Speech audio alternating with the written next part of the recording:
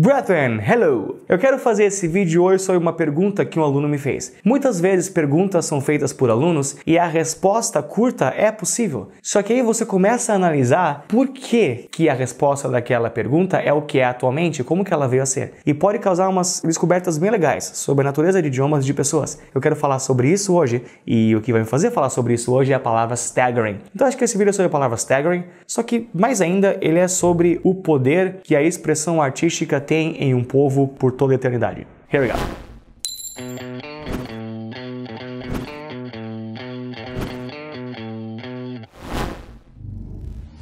Então, um aluno meu me perguntou sobre o significado da palavra staggering. A resposta curta seria impressionante, e foi isso que eu disse. Mas tem algo muito legal em avaliar como que a palavra staggering veio a existir, assim como outros sinônimos para impressionante. Então eu quero falar sobre eles agora para vocês, para que vocês tenham uma ideia de como as palavras originaram. A palavra staggering vem da palavra to stagger. O verbo to stagger quer dizer você se tropeçar, sair se tropeçando, não andar direito. Staggering funciona como impressionante na ideia de que quando você vê a coisa, ela foi tão grande, tão complexa, tão linda e gloriosa, tão gigante, que você tem aquele instinto de cair para trás, sabe?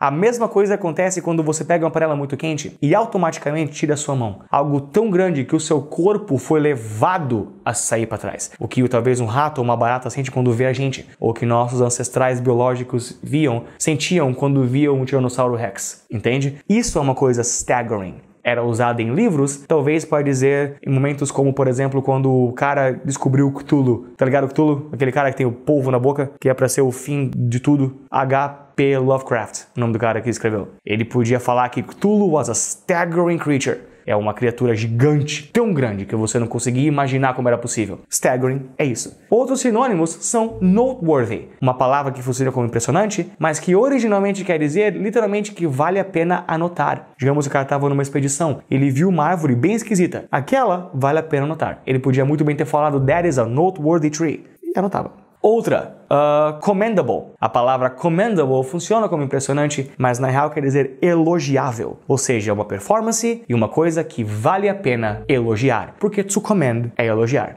Remarkable, outro sinônimo, quer dizer que é uma coisa que vale a pena você remark sobre. O verbo to remark é comentar, falar. Ou seja, a coisa em questão era tão legal que valeu a pena você falar para alguém. Não é o tipo de coisa que você fica quieto. Então, como podem ver, nós temos vários sinônimos para a palavra impressionante, mas nenhum deles literalmente significa impressionante. Cada um tem o seu significado. Mas acontece que nós não precisamos mais falar essas coisas. Os vocabulários acabam morrendo ao longo que a sua necessidade vai morrendo. E elas transformam-se em outras palavras. Então agora noteworthy, remarkable, impressive, staggering, todos querem dizer apenas impressionante. Isso acontece porque o mundo agora ficou menos grande, nós sabemos sobre tudo. Mas imagina um soldado romano quando tinha visto uma frota de elefantes com Hannibal vindo para tomar a Roma pela primeira vez. Imagina isso. Naquela hora você ia cair para trás. That was staggering. E a pergunta que eu deixo para vocês é a seguinte: qual que é a arte hoje em dia que faz o que livros fizeram naquela época? Porque o único motivo que staggering foi comum é porque livro era a coisa a se fazer naquela época. Você só lia para se entreter. Todo mundo então lia a escolha de palavras que o autor escreveu. E ao escolher a palavra staggering, o autor acabou abençoando toda a população com o uso da palavra. E a população fez com ela o que bem entendeu. Qual que é a arte que hoje em dia faz isso? Existe alguma?